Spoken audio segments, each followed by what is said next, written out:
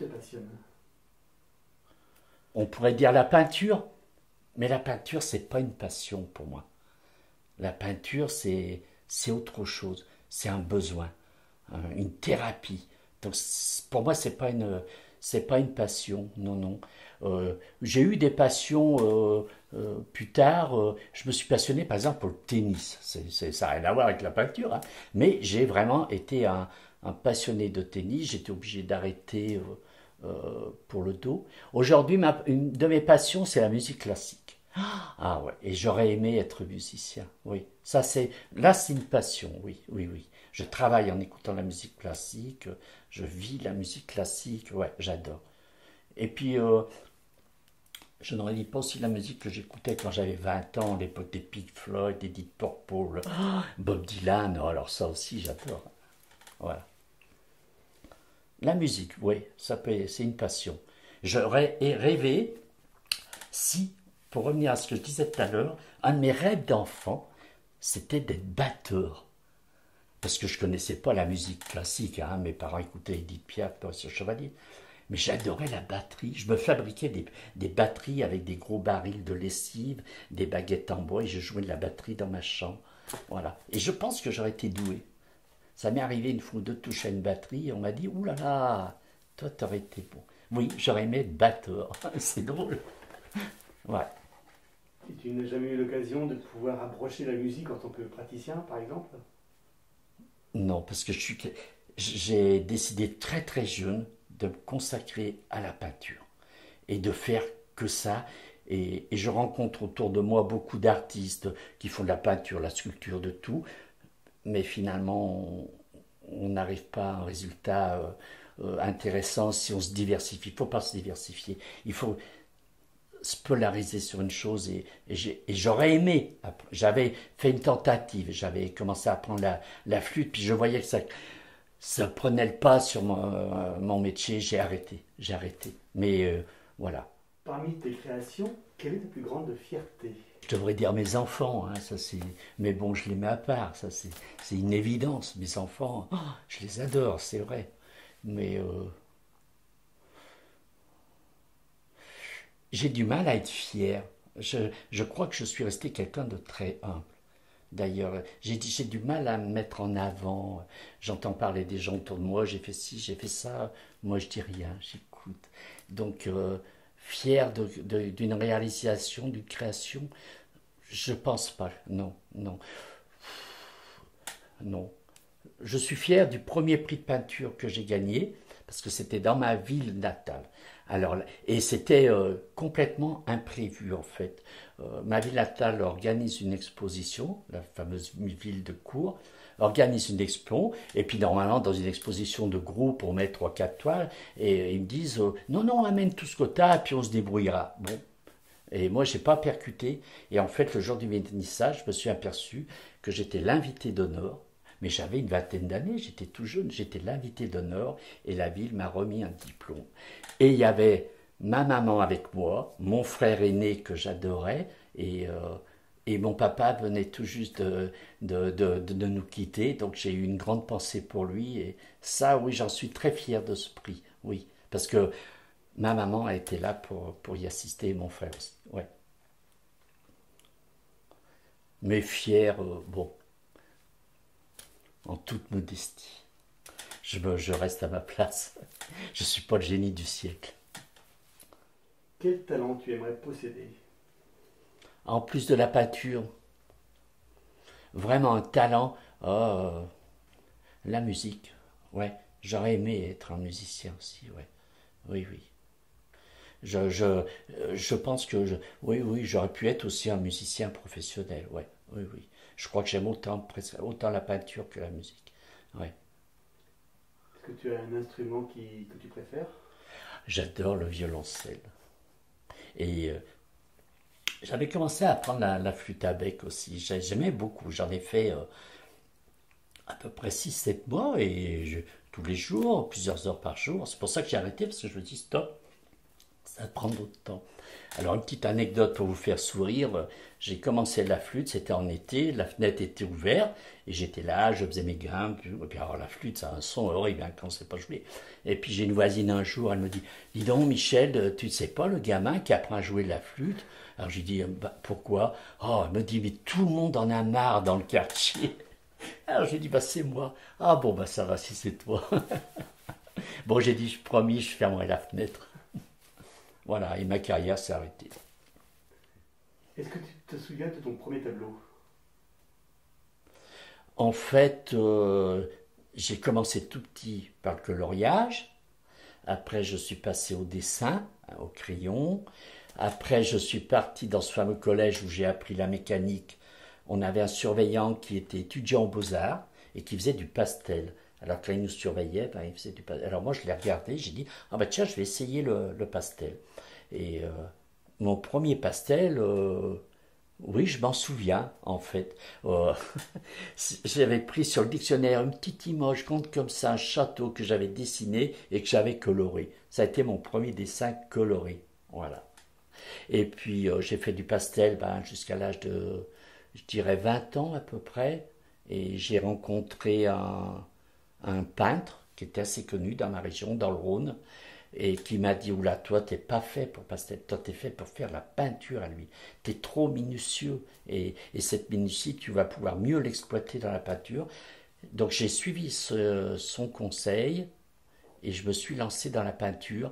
Et à l'époque, j'adorais Dali, et ma première toile en peinture, c'est une toile surréaliste, voilà, à la Dali.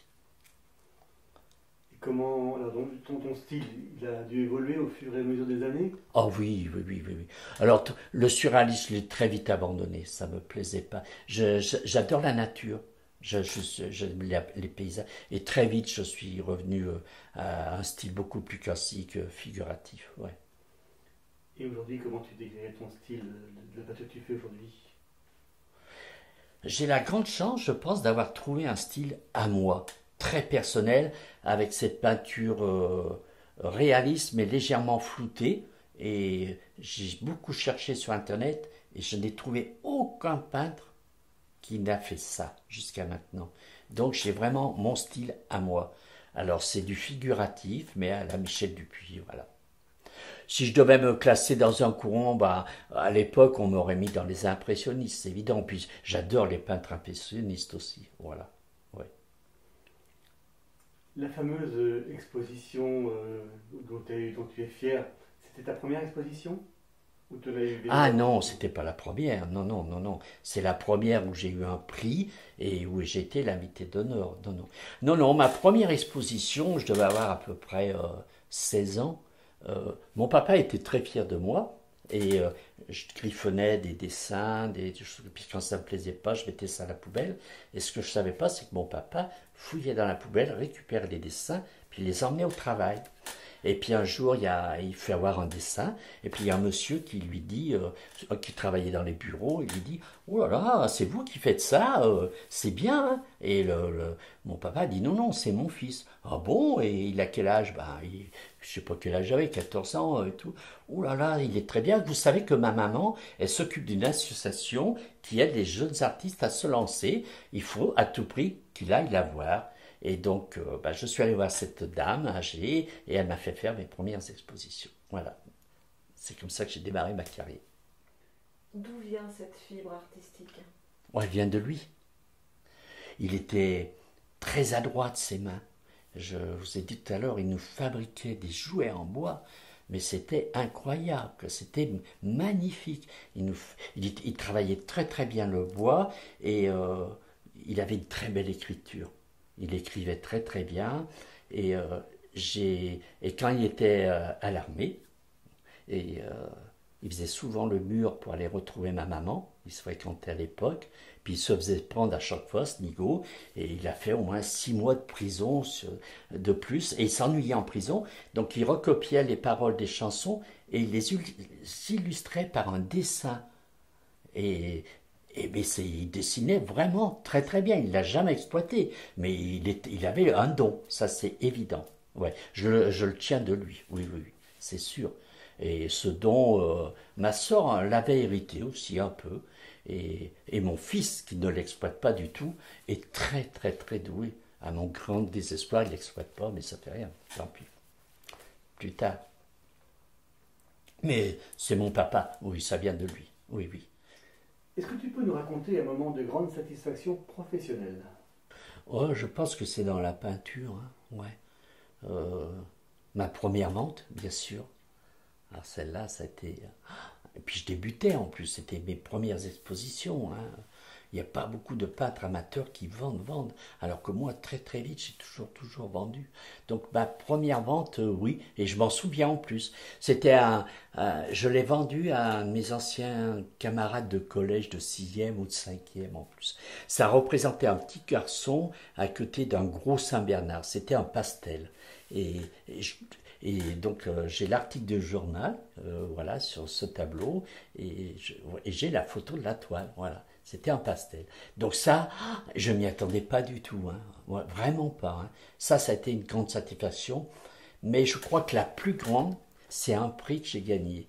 Euh, il y avait une ville qui s'appelle Charlieu, très jolie petite ville dans ma région, et toutes les années, il y avait un grand salon de peinture qui mélangeait artistes amateurs et professionnels. Et il y avait le prix du public, c'est le public qui votait. Et normalement, c'est les professionnels, hein, qui gagnent. Et là, cette année-là, c'est moi qui ai gagné et personne ne me connaissait. Michel Dupuis, mais c'est qui? Et j'étais très heureux parce que les peintres professionnels ont été verts de jalousie. Il n'y en a pas un qui est venu me féliciter. C'est terrible, hein? Mais j'étais très très fier. Et après, quand j'y suis retourné quelques années après, alors là, les regards avaient changé. On me reconnaissait après. Et j'y suis retourné peut-être 15-20 ans après. Et je me suis présenté à l'entrée. Bonjour, je suis un ancien... Ah, mais oui, oui, Michel Dupuis, oui, bien sûr, on se souvient de vous. Ça avait marqué les esprits qu'un amateur gagne le premier prix, quoi. Quel rôle social tu penses tenir dans la société? Aujourd'hui, oh, je suis non, je vends du rêve, voilà. Et c'est très très bien. Je pense que les gens, ils en ont besoin. Ils rentrent dans mon atelier, ils repartent, ils me remercient pour avoir passé un bon moment. Voilà, je vends du rêve et je pense que c'est un très très beau métier. Tu arrives à vivre de ta peinture? Très modestement, hein, ouais. Parce que j'ai pas cette mentalité de... Si je voulais, je pourrais en vivre. Si je faisais des petites toiles en série avec les touristes qu'on a, des petites toiles à 30 euros, 40 euros, et je ferais des marchés, je pourrais en vendre comme il faut à Montparnasse, etc. Mais moi, non, non. Je veux faire ce que j'ai envie. Tant pis si je gagne moins, voilà. Alors, bon. En vivre vraiment, non, non. Là, au début, j'en ai vécu parce que j'étais au départ chômage, et aujourd'hui parce que je touche ma retraite, voilà. Ou alors il aurait fallu que je mette le pied dans le monde de l'art plutôt que je me fasse queuter vraiment bien avant. Là, oui. J'aurais exposé dans des galeries, mais ça ne m'intéressait pas. J'avais décroché, une fois, j'aurais pu décrocher un contrat dans une galerie. J'avais exposé un portrait, le galériste m'a dit... On a beaucoup de mal à trouver des bons portraitristes. Si vous voulez, on signe un contrat pendant 2 ans. C'était assez juteux, hein, financièrement. Mais alors, pendant 2 ans, vous ferez que des portraits. Ah, j'ai dit non, non, non, c'est bon. Non, tant pis. J'ai connu une peintre à Pézenas qui a fait cette erreur, qui a signé pour des natures mortes. Ça faisait 2 ans qu'elle peignait des pommes. Elle me dit, si tu savais que j'en ai marre, j'en peux plus.